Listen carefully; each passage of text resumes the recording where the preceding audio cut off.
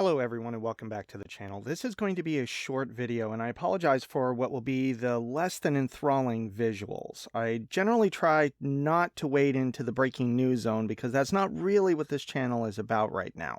That said, if there has been any breaking news this year with the potential to directly impact the act of having an election, the news over the last 12 hours certainly qualifies. Now, if you found the channel because of this video, first of all, welcome, but for a better idea of what the channel is about, I would suggest also checking out some of our other videos. I'll link to the channel's page right up there, and there will be some listed at the end. In fact, I've got one of our more regular videos coming out this weekend, so stay tuned for that. Now on to the business at hand. I'm not going to get into the political aspect of everything that has come to light since Thursday evening, but what I want to talk about is something that has already been on people's minds due to the candidates' ages, and that is what happens if a candidate for president leaves the race for one reason or another before election day.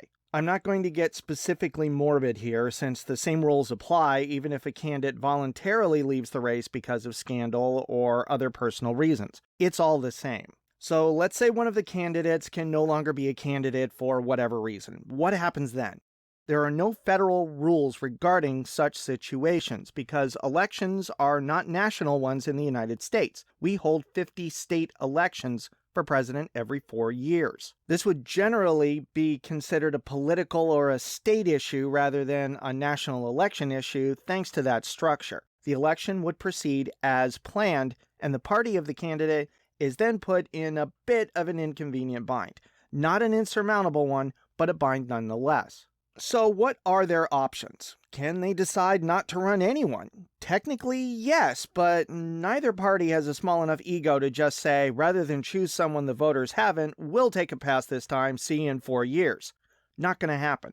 There would also be the chance their old candidate could win anyway, and then they'd be forced to choose someone. Instead, the national party would choose a replacement and make an announcement that a vote for the old candidate is a vote for the new one. In this case, it would seem like the current running mates would be the most logical choices, but remember, they don't have to pick them. The parties would be completely within their rights to bypass them, but in this case, I don't see that happening. Now, if the candidate in question is the president, dropping out doesn't necessarily mean leaving office. Lyndon Baines Johnson is a good example of that. In some cases, it would. But in those cases, the running mate could be in the odd position of being a president running for their first term as president. Again, Johnson is the perfect example of that.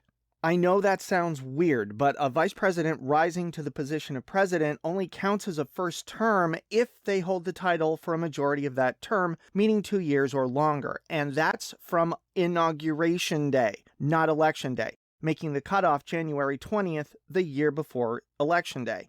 In this scenario, Election Day would be months or even weeks away, so that doesn't come into play here. Once the party chooses someone, where do things go from there? Well, the next step would be to choose a new running mate. The parties could decide to be heavily or lightly involved in that, or they could defer completely to the new candidate. But if they do the latter at a late date like this, there's a good chance it would be someone who had already gone through a vetting process of some kind, whether it was VP, cabinet position, anything where a background check has been done, and the party would be well within its right to demand that. That's a lot of time and money that wouldn't have to be spent with only a few weeks left in the election. But if the party just really wants someone in particular, they can also force the issue on that as well. That leaves the electors who actually vote for president. Electors are usually very carefully chosen by the campaigns and the parties. Being named is often, in fact, considered a reward for party loyalists. It's a very tightly run ship, so it's very likely that electors will just vote for whomever they're told to vote for, and would only be an issue otherwise in a close election. If it's a blowout, there is the possibility of protest votes, which would guarantee that person not being asked to do it ever again. There are only a handful of elections in which electors voted differently than their party wanted, and it was often for activist reasons, like back in 2000 when one of Al Gore's electors left their ballot completely blank to protest the District of Columbia's lack of voting representation in Congress. 2016 is the most obvious exception, considering how many faithless electors there were, but that was also one of the most polarized elections in history, even within the respective parties, resulting in a number of electors choosing to vote for someone else. The general opinion of the two candidates meant rogue electors were probably inevitable right from the start. Now that I've said all of that, for clarity's sake, I want to point out this scenario is for a candidate needing replacement just before the election and after they've been officially nominated. The same situation happening before an official party nomination, well, that would result in a convention where the delegates end up choosing the replacements. Don't be fooled into thinking the party would have no say in the matter, but it would still be the delegates making the choice. I hope this answers any questions you might have. If there's anything I didn't cover that you have questions about, please let me know in the comments below and I'll get to them as soon as I can. Thanks for watching.